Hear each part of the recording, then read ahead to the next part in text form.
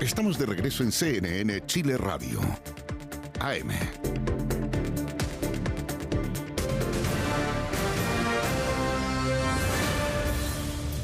Ya estamos de vuelta, seguimos en nuestro panel de conversación. Comienza Voces del Poder, edición de día viernes 24 de abril, junto a nuestros panelistas invitados hoy, Nicole Cardoch, ex subsecretaria general de Gobierno. Bienvenida, Nicole. Hola, muchas gracias. Gracias por estar aquí. Y Julio Isamit, ex ministro de Bienes Nacionales e investigador del Instituto Res Pública. ¿Cómo está, Julio? Muy bien, muchas gracias por la invitación. Bienvenido, gracias por acompañarnos. Oye, bueno, comencemos con la discusión política de esta semana a propósito del plan de reconstrucción, más allá de los aspectos técnicos, que tiene mucho, un proyecto de 203 páginas.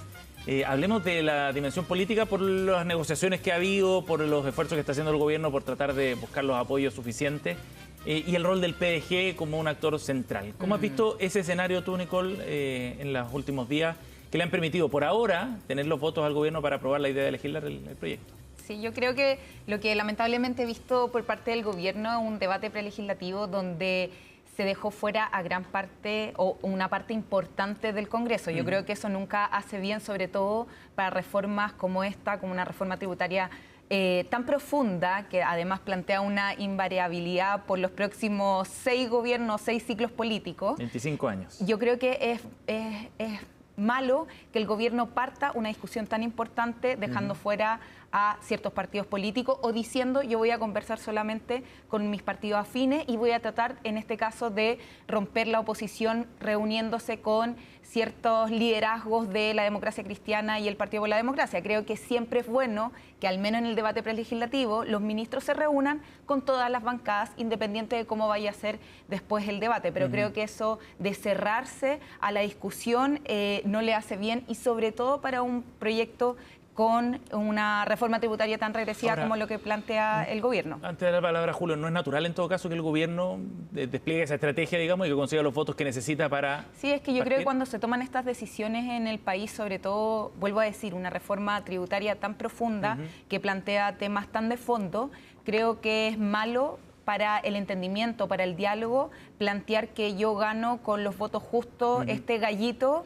Y por cierto puedo ganar así todo lo que venga en el debate o en la agenda legislativa. Creo que así los acuerdos no se construyen, creo que la confianza en las finanzas públicas se construye de otra forma, con un diálogo mucho más abierto democráticamente a todos los sectores y con acuerdos transversales, realmente transversales. Julio.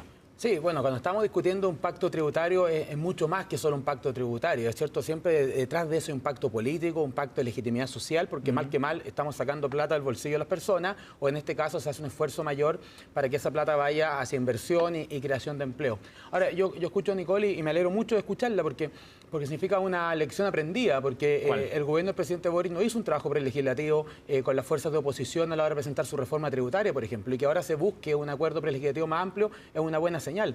Recuerda tú que en el gobierno del presidente Piñera, Camila Vallejo publicaba un tuit con la cara de las personas de izquierda que votaban a favor del proyecto de ley del gobierno. O sea, una especie de matonaje muy fuerte desde el punto de vista político. Entonces, ahora que se quieran acuerdos más transversales, que haya posibilidad de llegar a acuerdos con personas que piensan distinto, lo valoro y creo que es un bien. Pero el gobierno no se ha juntado, por ejemplo, con el Frente Amplio, ni con el Partido Comunista. Es que ahora, por eso te digo, es un poco... Costó mucho que se reuniera incluso con el Partido Socialista. Y se van a juntar con el Partido Comunista. El ministro de la Secretaría General de la Presidencia, Pepe García, José García Rubinot, ya anunció que se va a reunir con el Partido Comunista, pero no me estresaría más de la cuenta con el trabajo prelegislativo, porque lo natural de los gobiernos es que primero tú tratas de ordenar internamente el gobierno, que yo presumo que el ministro Quirós conversó muchas veces con el comité político, o sea, tú alineas primero al gobierno, después alinea tu fuerza en el Congreso, después trata de llegar a acuerdo con los afines y pedirle al ministro Quirós que llegue a un acuerdo prelegislativo con las fuerzas de izquierda de la oposición, Partido Comunista, Frente Amplio. La verdad que es algo de desincentivo, porque cuando tú llegas al Congreso es ahí donde se da la discusión legislativa. Entonces estaríamos cayendo en lo que la misma izquierda después diría que esto es la cocina, llegar a un acuerdo antes de discutirlo legislativamente. No, aquí lo que se hizo es un acuerdo con los propios para presentar una discusión al Congreso que se va a enriquecer de la discusión legislativa.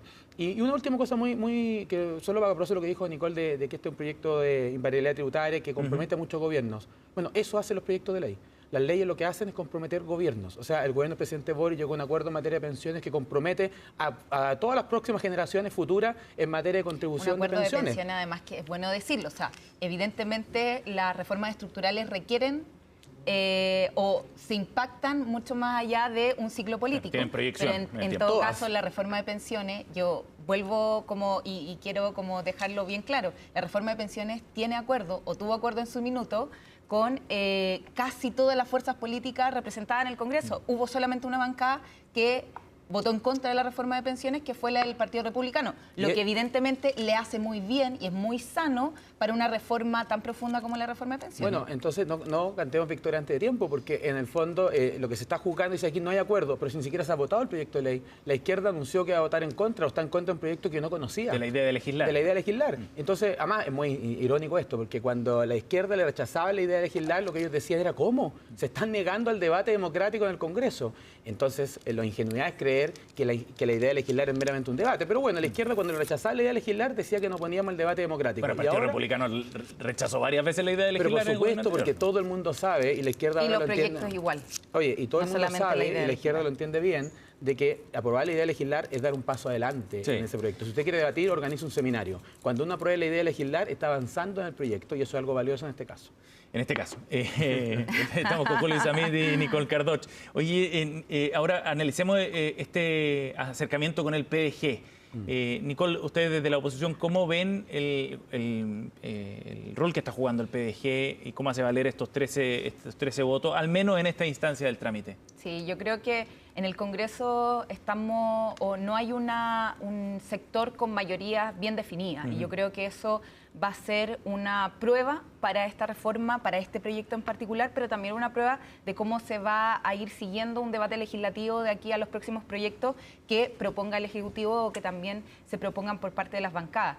Creo que el buscar evidentemente que el PDG sea este partido bisagra es lo más natural que tiene que hacer el gobierno, entendiendo que solo está a 2 votos de la mayoría simple, al menos en la Cámara de Diputados, pero yo creo, y vuelvo a decir, que espero que el espíritu del gobierno no sea solamente siempre estar buscando una mayoría simple. Hay algunas indicaciones que van a tener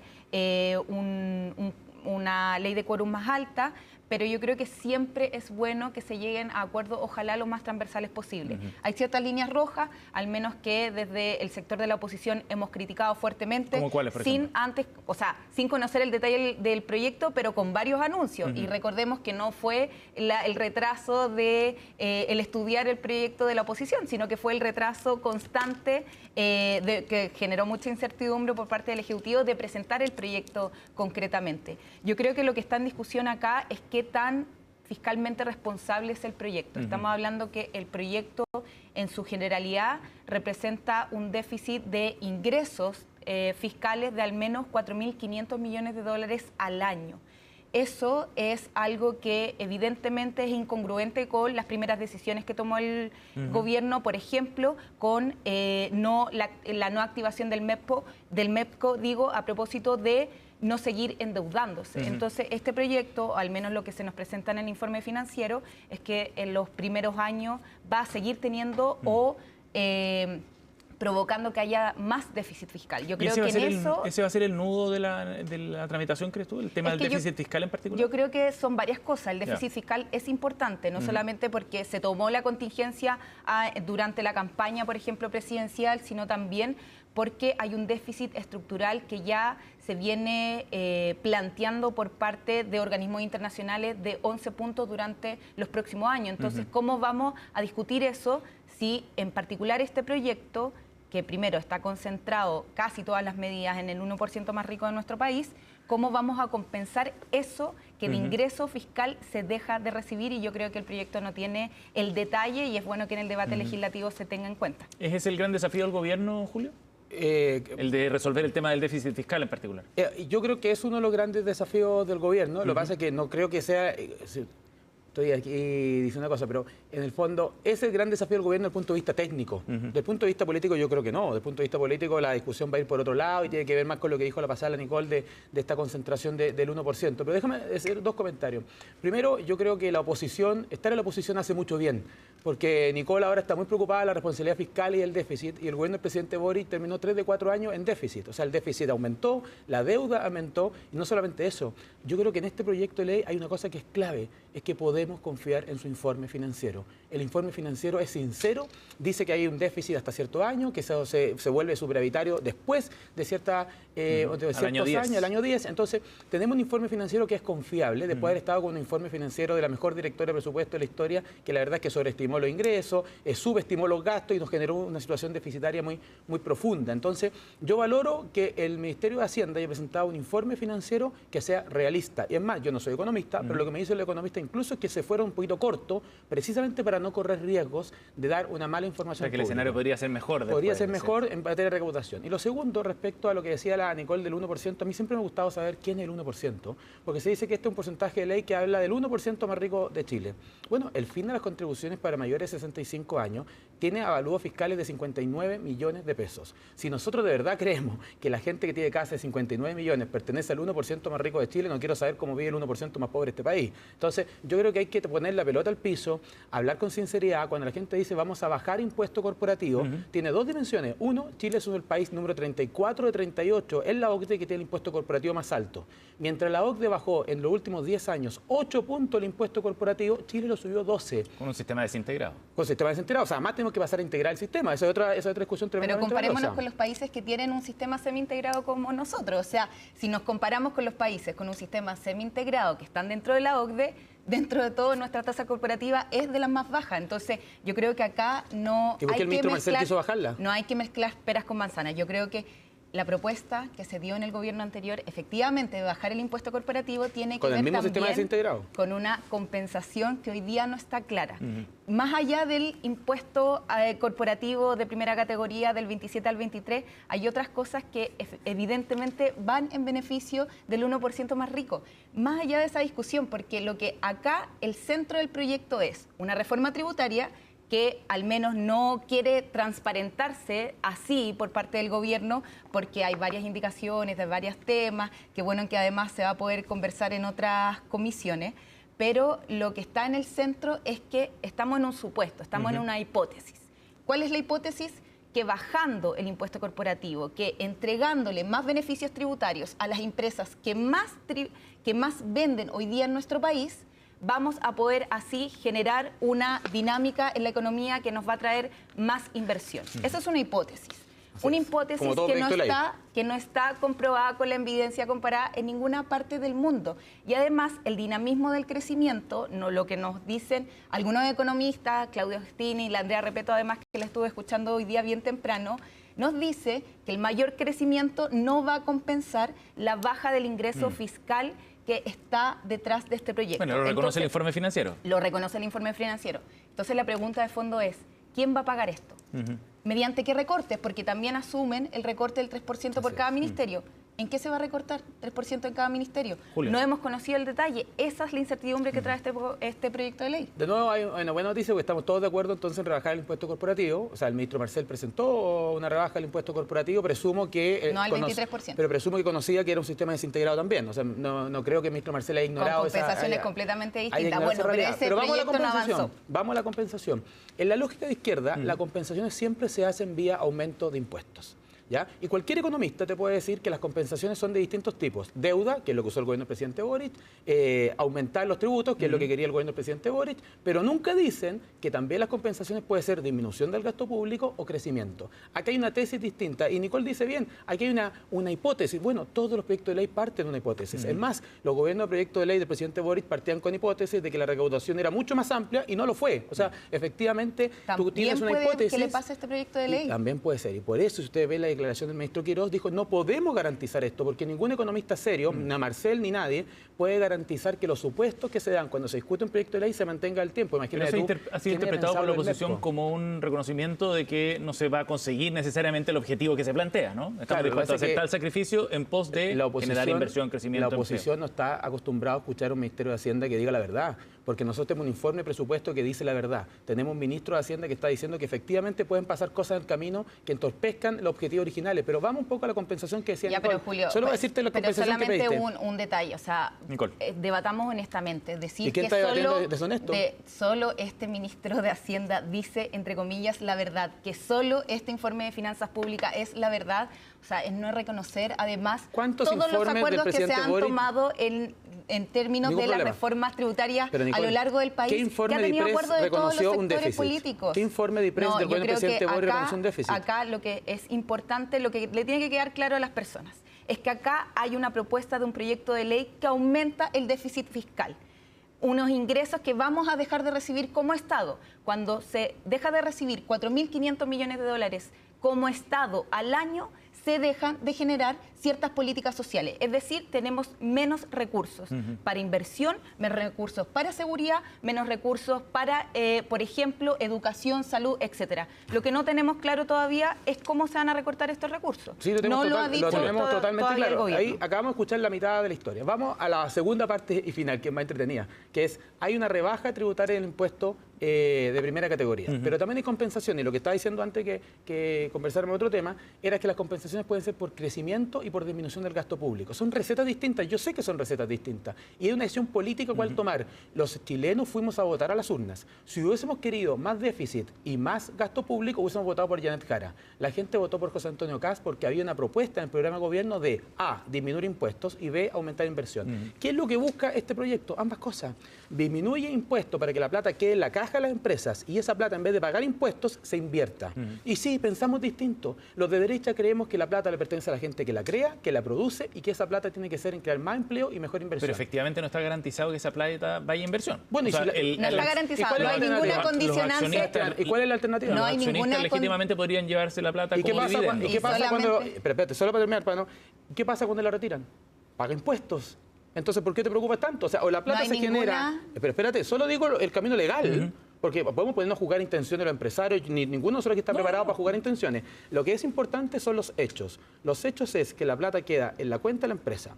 Esa plata o se invierte para que la empresa crezca, haga sucursal contra la gente, o se retira como dividendo. Si se retira como dividendo, paga impuestos. Y no de 27%, sino impuestos de segunda categoría, que llega hasta el 40% del caso más ricos, por supuesto. Ahora, la segunda compensación tiene que ver con la disminución del gasto público. Y si ustedes ven lo que presentó el ministro de Hacienda el día miércoles, lo que dijo que la disminución del gasto público ya va en 1.980 millones de dólares. Ni siquiera llegando al 3%. Entonces, yo te diría calma y tiza, porque hay una parte que el proyecto de ley reconoce, que se demora un par de años, que efectivamente es deficitario, para que después la inversión compense, pero que de nuevo estamos en visiones políticas distintas. La gente de derecha lo que creemos que la inversión genera empleo. La inversión no va a compensar lo que hemos dicho todos, es lo que han dicho también los economistas. La inversión no va a compensar lo que deja de recibir el Estado. Eso es lo que dice algún economista.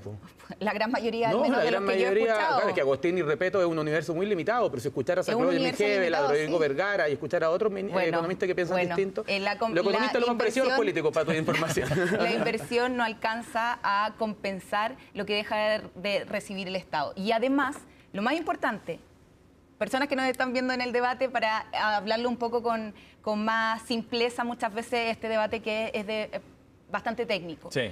Lo que trae consigo el proyecto de ley es que no hay ninguna condicionante para recibir este beneficio tributario y que eso te diga, por ejemplo, tienes que generar más empleo. No hay ninguna condicionante. Por eso, ahí lo que está en el GC, el ministro Queiroz reconoce que no hay incentivos que garanticen el empleo o cómo vamos a trabajar en el empleo. En un proyecto de ley que ha sido basado, al menos tratado comunicacionalmente, como que va a ser proempleo. Nicole Cardochi y Julio Isamita están con nosotros aquí en Voces del Poder. Nos vamos a ir a la pausa y volvemos de inmediato. Seguimos con más en CNN Chile Radio.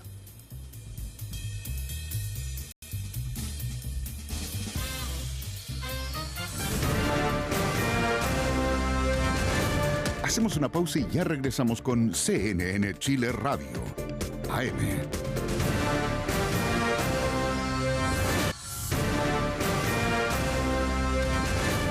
Estamos de regreso en CNN Chile Radio, AM.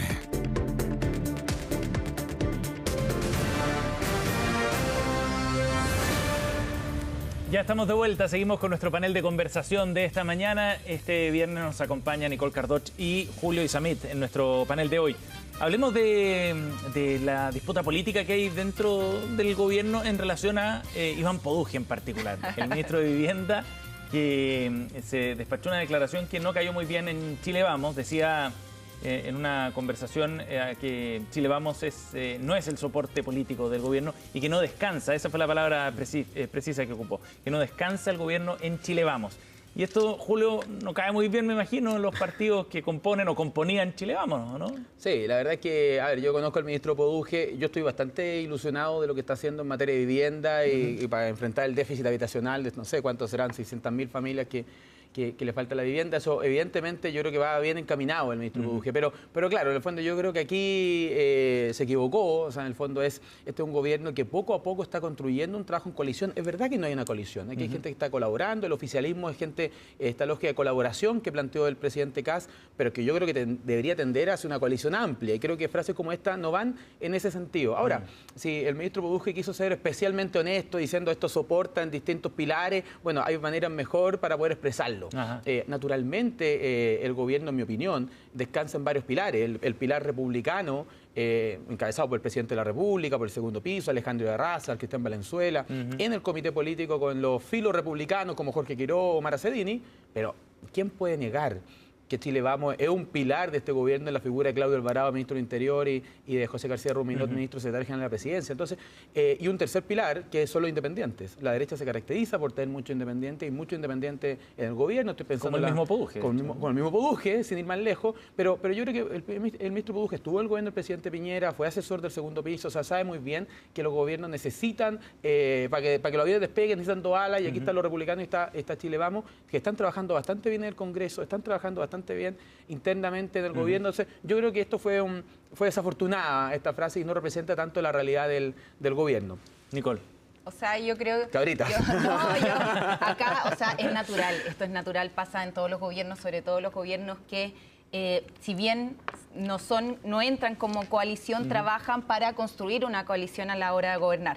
Yo la verdad que pongo el acento acá en el tono lo decía creo que Cruzcoque, como de bravucón, que ya ha tomado un ministro de Estado que creo que le hace muy mal. Le hace muy mal ver que se trata así a ciertos aliados políticos, que uno entendería que pueden haber diferencias de idea, pero decir que son que no se necesitan a la hora de generar política pública, creo que es muy malo, pero además ha tenido un tono así transversalmente, también con la oposición en este caso y también con las distintas actorías con las que se toca relacionar como ministro de Estado. Entonces yo lo que le recomendaría es volver un poco a bajar los humos, a que la soberbia nunca es buena en política y a calmarse un poco, porque no puede tener un tono un ministro, sobre todo encargado de una cartera tan prioritaria como vivienda para nuestro país. Ahora, Nicole, de todas maneras es curioso lo que pasa con el ministro Poduje, porque lo comentábamos antes de comenzar la conversación, tiene buena evaluación y es de los ministros mejor evaluados según las últimas encuestas. Sí, yo creo que también hay una forma que se tiene que cuidar mucho, más allá de la valoración de cierto punto. Las encuestas son fotografías del momento, pueden ir variando mucho, el sentir de la gente va variando mucho. Pero yo creo que no hay que incentivar que la política se viva así, con ese tono, con esa soberbia, con esa irresponsabilidad, con ese como parecerse tipo patrón de fondo, de tratar a todo el resto como inferiores. Creo que no corresponde, sobre todo para alguien que es un ministro de Estado y que, vuelvo a decir, si trata así a los aliados de su misma coalición, chuta, uno qué espera de aquellas personas que no piensan lo mismo que él. Julio. No, solo para decir que no le sacó la madre. Lo que dijo era que el gobierno no descansa en Chile Vamos. Sí. Yo he dicho que no solo descansa en Chile Vamos. La verdad es que este es un gobierno que tiene el Partido Republicano, que tiene Chile Vamos, que es independiente y que naturalmente tiene aliados naturales como el Partido Nacional Libertario, otras personas con que se está llegando a acuerdo como el Partido de la Gente. O sea, pero piensa tú que nosotros tenemos ministros, digo nosotros, pero el gobierno tiene ministros como un ex miembro del Partido Radical, el campo del Ministerio de Agricultura, es una ex ministra de la presidenta Bachelet, el Ministerio de Energía. O sea, naturalmente no descansa en Chile Vamos, tampoco en Republicanos, descansa lo que se ha denominado el amplio mundo del rechazo, de personajes y liderazgos como Jimena Rincón, como Andrés Joanat, que era alguien que fue intendente de la presidenta Bachelet. O sea, piensa tú que yo creo que hay más gente del gobierno de Bachelet en el gobierno republicano de Kast de lo que puede incluso haber tenido el gobierno del presidente Boric. No, eso es broma.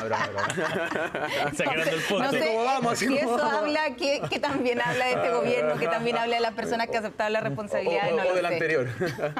Oye, ahora, en todo caso, no puede ser esta, Julio, para cerrar el tema, una de las debilidades también del gobierno en su diseño político con el que llegó. O sea, es un riesgo también esto, Sí, ¿no? es un de los riesgo. independientes, me refiero. Pero mira, no, es que yo aquí soy parte interesada, porque yo soy independiente. Entonces, no miremos huevos a los independientes. No, lo que te digo es, naturalmente ya en un mes y medio. Están en proceso de instalación.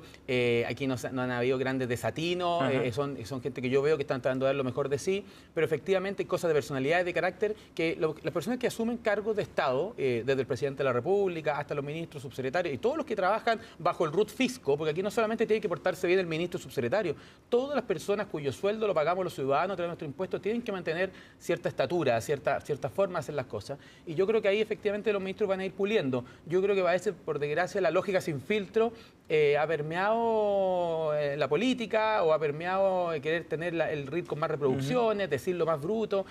Yo tengo una tesis ahí más profunda, no me quiero ir de tesis, pero nuestro sistema electoral proporcional contribuye mucho a esto. Tú eres diputado de la República con 2% de los votos, con 3% de los votos. Entonces, la verdad es que si tú quieres ser diputado, te conviene hablarle a tu trinchera militantemente buscando un reel. Pero antes necesitáis 30% de los votos. Para ser presidente de la República se quiere 51. Lo último, antes que se nos vaya el tiempo, hablemos a propósito de ex autoridades, Julio, de lo que mencionabas tú sobre el gobierno de la presidenta Bachelet y del presidente Boric, sobre la situación de Janet Vega. Que había sido designada como subdirectora médica del Hospital Claudio Vicuña en San Antonio, y eso gatilló una serie de decisiones políticas. Se le pidió la renuncia no voluntaria a Lorena Maturana, era la directora del establecimiento, responsable del nombramiento de Vega, y la subrogante al parecer tenía la instrucción de remover derechamente a Janet Vega en su nuevo rol, a pesar de que estaba llegando recién. ¿Cómo ves este episodio, Nicole, en el proceso de llegada del nuevo gobierno, si ese es el contexto? Sí, yo creo que en el proceso de instalación son decisiones que lamentablemente reflejan mucha improvisación. Yo no tengo el detalle de cómo fue el nombramiento y la solicitud de la renuncia. Creo que son decisiones que pasan por el Ministerio de Salud. Lo que a mí sí me preocupa es que el Ministerio de Salud ha estado completamente ausente, por ejemplo, de la campaña de vacunación, que estamos en plenos meses entrando ya al invierno. Entonces esperaría que los esfuerzos del Ministerio de Salud estuvieran también más centrados en aquello que importa a la ciudadanía, como una campaña de vacunación que durante los últimos 4 años ha sido bastante exitosa, también tomando los mejores ejemplos del gobierno del expresidente Sebastián Piñera. Ojalá estén ahí los esfuerzos y no en este dime, direte, decisiones más, decisiones menos, que se toman en el servicio de salud allá de esa región. La verdad es que no me preocupa porque he visto muy inactivo al Ministerio de Salud en aquellos temas que son importantes y muy activo lamentablemente en estas polémicas. Julio. Sí, yo creo que el gobierno tiene un compromiso muy firme con la reducción del gasto público y que la gente que entre al gobierno entre por mérito. No estoy diciendo que la ministra Janet Vega no tenga mérito, lo que digo es que hay que ver, tú lo dijiste bien, Nicole, sus condiciones de contratación, fue un concurso, cuál fue la necesidad, porque en mi opinión el gobierno siempre está muy controlado aguas arriba. En los ministerios, tú fuiste subsecretaria, los ministerios están ultra controlados. O sea, yo en verdad a priori no dudo tanto de los ministros y subsecretarios porque aunque quisieran hacer algo, es muy difícil que puedan hacerlo, están súper controlados. Pero aguas abajo el Estado no tiene el mismo control, no tiene el mismo control en los servicios de salud, no tiene el mismo control en los servicios locales de educación pública, no tiene el mismo control ni siquiera en la municipalidad, es otra gran discusión. Entonces, yo creo que esto se enmarca dentro del proceso más amplio de revisar contrataciones, de que no se estén pagando favores políticos a la hora de contratar a personas que podría haber ocurrido que podría haber ocurrido. O sea, ¿qué director de salud cree que es inocuo contratar a una ex ministra de salud que no ha ejercido probablemente en los últimos años? O sea, cuando el ministro París, el ministro Maña dejaron de ser ministro, asumieron roles mixtos de academia, algunos de consulta y otras cosas. Entonces yo creo que hay que dar una explicación. No es tan fácil llegar y contratar en un servicio local, en servicio de salud, que dependía de ella. O sea, hay que ver quién nombró a esa directora de servicio. O sea, imagínate, Janet Vega podría verse involucrada en que nombró a alguien que después le devuelve el favor contratándola. Yo creo que hay dudas y por tanto, ante la duda hay que recabar más información, ver las condiciones de contratación. Yo creo que esto no es un tema fácil, pero el punto de fondo es ver que las instituciones del Estado, aguas abajo, no sirvan para pagar favores políticos, ni en las municipalidades ni en los servicios locales. Julio Izammiti y Nicole Cardoch, esta mañana aquí en Voces del Poder. Gracias por haber venido, Nicole. Muchas gracias. Julio. Gracias por acompañarnos esta mañana. Son las 10 de la mañana con 9 minutos. La temperatura en Santiago ya supera los 14 grados. Se acerca rápido a los 15 en realidad, para una máxima de 23 el día de hoy en Santiago, con cielos despejados en esta jornada. Pausa y ya volvemos con más.